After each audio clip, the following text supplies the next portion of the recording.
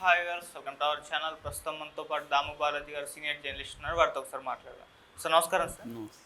Sir, మంత్రి కొండా సురేఖ గారి వ్యాఖ్యలు ఇంత వివాదాస్పదంగా మారినప్పటికీ ఆమె మాత్రం ఏమాత్రం వెనక్కి తగ్గను అని చెప్తుంది. అంటే సమంత గారి విషయంలో కాస్త ఈ మాటల్ని వెనక్కి తీసుకుంటున్నాను, కానీ కేటీఆర్ గారి విషయంలో అసలు తగ్గేదే లేదు, ఎంత దూరం అన్న ఫైట్ చేస్తానని చెప్పేసి చెప్పడం చూస్తున్నాను. ట్వీట్ కూడా చేసింది. అంటే మరి దీన్ని ఏ విధంగా చూడొచ్చు అంటారు సార్? కేటీఆర్ గారి పైన ఫైట్ చేయడం ఏ విధంగా చూడొచ్చు? నిజానికి దీనికి మూలం ఏంటంటే ఈమె ఒక సభలో ఈమె మెడలో రఘునందన్ రావు ఒక దారానికి సంబంధించిన ఒక పూలు కాదు దారపు మాల వేశారు. దాని మీద బీఆర్ఎస్ వాళ్ళు చాలా నీచంగా కామెంట్లు పెట్టారు. కళ్యాణమస్తు, సాద్ ముబారక్ ఇలాగ పెట్టారు. దాంతో ఆమె హర్ట్ అయింది, కన్నీళ్లు పెట్టుకునింది, తీవ్రంగా మాట్లాడింది. అప్పుడు దానికి సమాధానంగా హరీష్ రావు సారీ చెప్పాడు. అట్లాగే కేడర్కి కూడా దీన్ని ఇట్లాంటి కరెక్ట్ కాదని హరీష్ రావు మాట్లాడాడు. దాంతో ఆమె హరీష్ రావుని మెచ్చుకుంటూ కేటీఆర్ని డిమాండ్ చేస్తూ కేటీఆర్ సారీ చెప్పలేదని ఆమె విరుచుకుపడుతూ కేటీఆర్ మీద ఎక్స్ట్రీమ్గా ఆమె మాట్లాడింది. ఎందుకంటే ఇప్పుడు ఇక్కడ ఒక ఇది కూడా కనబడుతుంది. హరీష్ రావు పట్ల కాంగ్రెస్ నాయకులు కొద్దిగా సాఫ్ట్ కార్నర్గా ఉండడం, కేటీఆర్ని ఎక్కువగా టార్గెట్ చేయడం అనేది బలంగా కనిపిస్తుంది మనకి. ఓవరాల్గా ఈవెన్ రేవంత్ రెడ్డి కూడా మాట్లాడేటప్పుడు కేటీఆర్ మీద చాలా తీవ్ర స్థాయితో విరుచుకుపడతాడు. కేసీఆర్ హరీష్ రావును కొద్దిగా ఇది చేస్తారు వీళ్ళు. అంటే ముందు నుంచి కూడా హరీష్ రావుకి కేటీఆర్కి మధ్య ఒక ఘర్షణ వాతావరణం ఉన్నట్టుగా క్రియేట్ చేయడానికి ప్రతిపక్షాలు బీజేపీ కానీ ఇటు కాంగ్రెస్ కానీ ఇప్పటి నుంచో ట్రై చేస్తున్నాయి. దాన్ని జాగ్రత్తగా కేసీఆర్ డీల్ చేసుకుంటూ వచ్చాడు. అందుకే మీ వారసుడు ఎవరని TV9 ఇంటర్వ్యూలో కూడా ఆయన తేల్చలేదు. ప్రజలు నిర్ణయిస్తారు తప్ప నేను నిర్ణయించేది ఏం లేదనేది ఆయన చెప్పేశాడు. అంటే వాళ్ళిద్దరిలో ఒకరు వారసుడని ఆయన చెప్పలేదు. సో ఈ ప్రాబ్లం ఉంది. ఇక్కడ కూడా ఈమె దాన్ని వాడుకొని కేటీఆర్ మీద తీవ్రమైన విమర్శలు చేయడం మొదలుపెట్టింది. దాంట్లో ఆమె ఎక్స్ట్రీమ్కి వెళ్ళిపోయి కేటీఆర్ నాగార్జున కన్వెన్షన్ని కోల్చకుండా ఉండాలంటే సమంతను తన దగ్గరకు పంపాలని నాగార్జున అడిగాడు. నాగార్జున పంపడానికి సిద్ధమైపోయాడు. నాగ చైతన్యతో చెప్పాడు. ఇద్దరు కలిసి సమంతని కేటీఆర్ దగ్గరికి పొమ్మని ప్రెజర్ చేశారు. ఆ ప్రెజర్ని తట్టుకోలేకే ఆమె విడాకులు ఇచ్చేసింది అన్న కామెంట్ చేశాడు. దాంతోపాటు ఆమె హీరోయిన్లందరికీ ఇతను కేటీఆర్ డ్రగ్స్ అలవాటు చేశాడు, హీరోయిన్లతో ఇతను పడుకున్నాడు. దానితో వాళ్ళ ఆ ఎఫెక్ట్తో హీరోయిన్లు చాలామంది త్వరగా పెళ్లి చేసుకొని వెళ్ళిపోయారు. ఇది ప్రధానంగా రకుల్ ప్రీత్ సింగ్ గురించి నా మాటలు. సో ఎందుకంటే గతంలో కూడా ఈ విషయాన్ని కాంగ్రెస్ వాళ్ళు విపరీతంగా ప్రచారం చేశారు. కేటీఆర్కి రకుల్ ప్రీత్ సింగ్కి సంబంధం ఉంది. ఆమె కూడా ఖండించింది, కేటీఆర్ కూడా ఖండించారు. అయినా దాన్ని పదే తీసుకున్నారు. అలాగే దీంట్లో ఫోన్ ట్యాపింగ్ అప్పుడు సమంత విడాకులు కేటీఆర్ కారణమన్న ఒక వెర్షన్ను కూడా వీళ్ళు లీక్ చేసి బయటికి తీసుకొచ్చారు. ఎందుకంటే సమంత ఫోన్ ట్యాప్ కేటీఆర్ చేయించాడని, అందుకని ఆమె ఫోన్ ట్యాప్లో ఆమెకి ఇతరుల అఫైర్లు అవన్నీ ఉన్నట్టుగా నాగార్జునకి ఫోన్ ట్యాపింగ్ ఇచ్చాడని, దాంతో వాళ్ళ ఫ్యామిలీ ఆ అమ్మాయిని విడాకులు తీసుకోమని ఫోర్స్ చేసింది. ఇవన్నీ ఒక వెర్షన్ అప్పట్లో వచ్చింది. సో దాన్ని బేస్ చేసుకొని ఈమె ఇలాగా మాట్లాడింది. మామూలుగా అయితే ఈమె మొన్నటి వరకు విక్టిమ్, ఒక బాధితురాలు. కానీ ఇప్పుడు ఏదైతే మాట్లాడిందో దాంతో ఈమె మీద తీవ్రంగా అన్ని వైపుల నుంచి విమర్శలు వచ్చాయి. ఇటు ఇండస్ట్రీలో ఫస్ట్ వాళ్ళ ఫ్యామిలీ తరపున నాగార్జున స్పందించాడు. అంతకుముందే నిజానికి ప్రకాష్ రాజ్ ఇమ్మీడియట్గా స్పందించాడు. ప్రకాష్ రాజ్ ఇదేం సిగ్గులేనితనం అన్నట్టుగా ఆయన గట్టిగా స్పందించాడు. దాని తర్వాత నాగార్జున ఇది చాలా ఘోరమైంది, మీ రాజకీయాల కోసం మా కుటుంబాన్ని ఇలా వాడుకోవడాన్ని నేను ఖండిస్తున్నాను, ఇది అబద్ధం, అసంబద్ధం, ఇలాగ ఆయన ఆవేదన వ్యక్తం చేస్తూ దీన్ని వెనక్కి తీసుకొని క్షమాపణ చెప్పాలని కోరుకుంటున్నాను ఆయన పెట్టాడు. దాని తర్వాత నాగ చైతన్య కూడా ఆల్మోస్ట్ అలాంటిది పెట్టాడు. దాని తర్వాత అమల కూడా అలాగే మాట్లాడింది. సో వాళ్ళ ఫ్యామిలీ నుంచి అలా స్పందించారు. అట్లాగే సమంత కూడా పెద్ద పోస్ట్ పెట్టింది.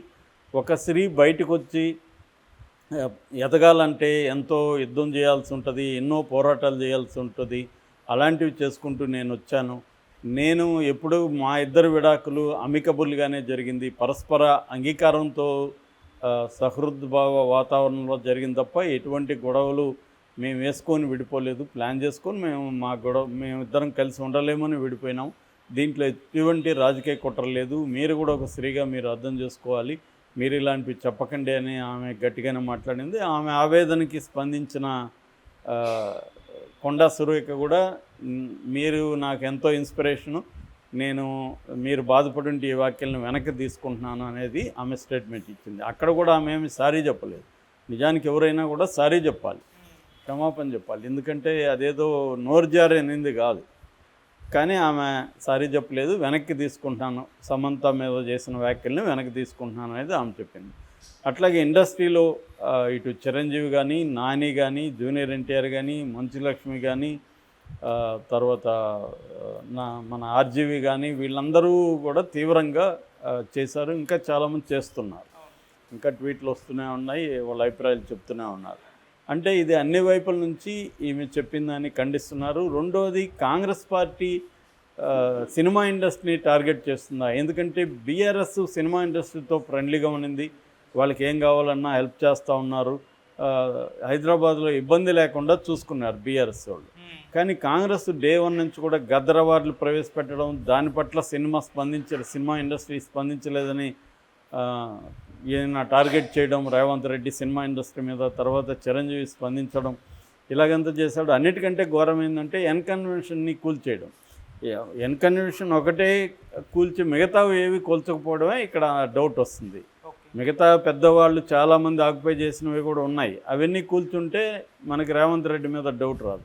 కానీ ఎన్కన్వెన్షన్ని కూల్చడం వెనక ఖచ్చితంగా ఏదో కాన్స్పిరసీ ఉందనేది ఇవాళ అందరూ కూడా నమ్ముతున్నారు. అంటే నాగార్జునని ఇబ్బంది పెట్టాలి, రెండోది దీన్ని డైవర్షన్కి వాడుకోవాలి, తన హామీలు నెరవేర్చలేకపోవడం, తన పాలన ప్రజారంజకంగా లేదు, రైతు బంధు సరిగా జరగలేదు, రైతులకు ఇస్తానన్న రుణాల మాఫీ అనేది జరగలేదు, అట్లాగే ఇంకొన్ని హామీలు సిలిండర్ కావచ్చు, ఇలాంటి 6 గ్యారంటీలు అన్నీ కూడా సక్రమంగా జరగట్లేదు. కాబట్టి దాని నుంచి డైవర్షన్కి ఈ హైడ్రాని తీసుకొచ్చి నాగార్జునది కొడితే సెన్సేషన్ అవుతుంది అని చెప్పి దాన్ని చేశాడు తప్ప, నిజంగా ఆయన చెరువుల్ని ఆక్యుపై చేసుకున్న అనేక ఫామ్ హౌస్లు, గెస్ట్ హౌస్లు, విల్లాలు అన్నీ ఉన్నాయి, వాటి జోలికి పోకుండా ఇప్పుడేమో మళ్ళీ పేదల మీదకి వెళ్ళాడు. మూసీ ప్రాజెక్టు పేరుతో 10,000 మంది పేదల్ని ఆయన ఇల్లు ఖాళీ చేసే కార్యక్రమంలోకి వెళ్ళిపోయి రెడ్ మార్క్ చేసి పెట్టారు. ఇప్పుడు సైలెంట్గా ఒక్కొక్క ఇంటిని కూలగొట్టుకుంటూ వెళ్తున్నారు. సో ఈ కాంటెక్స్ట్లో ఈమె మళ్ళీ డైవర్షన్ కోసం ఈ మూసీ అండ్ హైడ్రా మీద వచ్చిన విమర్శలు కావచ్చు, ఈ గోళా నుంచి డైవర్ట్ చేయడానికే ఈమె ప్లాండ్గానే ఈ కామెంట్లు చేసింది అనేది ఇప్పుడు వినిపిస్తుంది. ఎందుకంటే ఆమె ఏదో ఇప్పుడు అనింది ఏమనింది, ఇందాక కూడా ఇంకో స్టేట్మెంట్ ఇచ్చింది, కేటీఆర్ మీద మాత్రం వ్యాఖ్యలు నేను వెనక్కి తీసుకోను, నేను దేనికైనా రెడీ, సమంత మీద మాత్రం వ్యాఖ్యలు వెనక్కి తీసుకుంటున్నాను అనేది ఆమె అనింది. నిజానికి ఇది ఇంటర్లింక్డ్. కేటీఆర్ మీద వేరే విమర్శ ఏముంది? నువ్వు ప్రధానంగా సినిమా ఇండస్ట్రీలో మహిళల మీదనే కదా నీ విమర్శ. మహిళలను కేటీఆర్ డ్రగ్స్కి అలవాటు చేశాడంటే ఆయన మన ప్రకాష్ రాజ్ అదే అడిగాడు, మహిళలంతా ఘోరంగా కనిపిస్తున్నారా నీకు అంటే, హీరోయిన్లంతా ఎవరు డ్రగ్స్కి అలవాటు చేస్తే వాళ్ళ డ్రగ్స్కి అలవాటు అయిపోవాలి అంటే వెళ్ళిపోతారా అనే ఇది వస్తుంది కదా. ఏం చెప్తున్నది అదే కదా, హీరోయిన్లంతా ఘోరమైన వాళ్ళు కేటీఆర్ పిలిస్తే వెళ్ళిపోతారు, ప్రతి ఒక్కరు కేటీఆర్ డ్రగ్స్ ఇస్తే వెళ్ళిపోతారు అన్నట్టుగా ఉంది. సో ఇది హీరోయిన్లందరినీ అవమానించడమే, వాళ్ళందరూ ఇలాగే చేస్తారని అంటే సినిమాలో యాక్ట్ చేసినంత మాత్రాన వాళ్ళకి ఇంకే రకమైన విలువలు ఉండవు. ఎవరు పిలిస్తే వాళ్ళు డ్రగ్స్ పిలిస్తే డ్రగ్ ఇచ్చేసి ఎవరు పిలిస్తే వాళ్ళు అంటే వెళ్ళిపోతారా?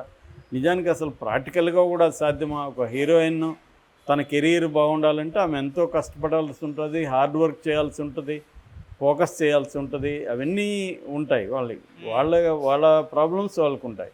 అవన్నీ పక్కన పెట్టి వీళ్ళు కేవలం దీనికి అయిపోయారు. చాలామంది డ్రగ్స్ వాడి త్వరగా పెళ్ళిళ్ళు చేసుకొని వెళ్ళిపోయారు. ఎవరు వెళ్ళిపోయారు? ఆమె ఒకే ఒక రకుల్ ప్రీత్ పెళ్లి చేసుకుంది, దాన్ని పెట్టి మీకు పెడుతుంది. ఇక డైరెక్ట్గా ఆమె సమంత పేరు చెప్పడం అయితే ఆలోచించకుండా చెప్పరు కదా. అంత ఆమె సీజన్డ్ పొలిటీషియను, గతంలో మంత్రిగా పనిచేసింది, అన్ని పార్టీల్లో ఉంది. సో ఒక పొలిటికల్ లీడర్ ఆమె. అలాంటి ఆవిడ ఏదో నోరు జారని అంటుంది, కానీ నోరు ఎలా జారుతారు? అంత క్లియర్గా ఆమె చెప్తుంటే, క్లియర్గా చెప్పింది, కాన్సిక్వెన్సెస్ ఆమెకు తెలియదా?